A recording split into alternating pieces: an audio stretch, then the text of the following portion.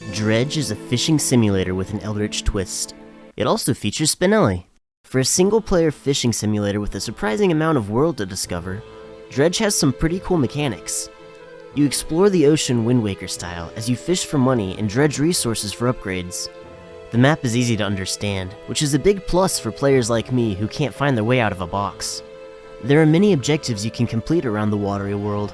They can vary from simple money-making endeavors to acting as a ferry service, but you always have to keep an eye on two things: your madness meter and the amount of inventory space in your boat. The longer you go without sleep, the more your madness meter fills up, causing sinister obstacles to appear. These obstacles come in various flavors. Hidden Huckleberry was my least favorite, and usually required a trip to Spinelli to fix the boat, although Slithery Sassafras was annoying as well. A tip to newer players: to discover every secret, sometimes your madness meter needs to be full. Your boat's inventory space is by far the most frustrating problem in the game.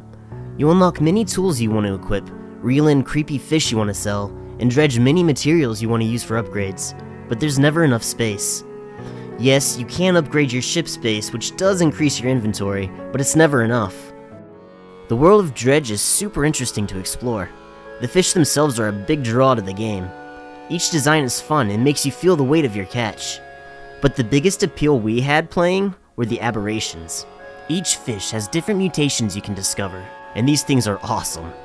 Their designs range from spooky to terrifying, and the flavored text adds undertones that really sells the eldritch twists of the game. As for the overarching plot of the game, without getting into spoilers, it's pretty straightforward. You're a fisherman that's new to the local town. There's plenty of wacky and eccentric characters to talk to who give you various quests. These quests take you to different islands and result in you searching for various artifacts that contain mysterious power. Each artifact you find gives your boat a new, supernatural mechanic.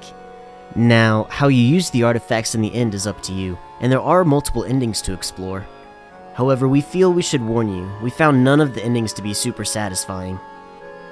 The music in the game is very cohesive. Every track, with the exception of one called The Door, is tranquil with a very slight sinister undertone. Oddly enough, the soundtrack is nice to listen to while studying. A large majority of the track is ambient noise that you might hear on a fishing trip. Waves rolling, bird calls, winds howling. Once again, oddly nice to listen to while studying.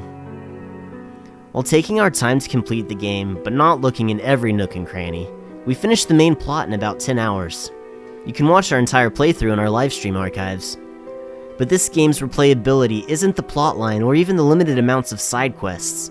It's the fish catalog. The fish catalog is very reminiscent of the Pokédex from Pokemon. We didn't dive too deep into this feature during our playthrough, but it is extensive. With so many different fish, each with their own spawn mechanics, not to mention their aberration forms, you could easily sink dozens, if not hundreds of hours into completing this catalog. There's also some cool puzzles to solve around the world, as well as lots of lore to collect from messages and bottles. 100%ing this game would be no quick task for the casual gamer. But is it worth the $25 price tag? If this game sounds interesting to you at all, we would say yes. The amount of world wandering, trout trashing, and sinister sleuthing you do is a lot of fun. The art is stylized and expressive, and the world ambiance makes you feel like a fisherman on the edge of insanity. The only complaints we have about the game are the tediousness of the madness meter and inventory space, and the less than stellar plot endings. If you can manage to look past those drags, Dredge is the game for you.